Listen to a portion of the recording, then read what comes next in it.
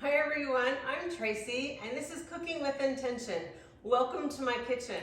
So not too long ago I posted a picture of a chili Relleno casserole that I had made, and I got questions, where's the video?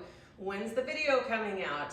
And oftentimes I will post pictures of food that I make, and then I'll start to get some feedback and decisions are made to post a video. So here I am today, going to do my chili Relleno casserole. It is beautiful. It is so yummy. You're gonna love it. You can eat it as an entree and serve it with Spanish rice and beans, sour cream, salsa.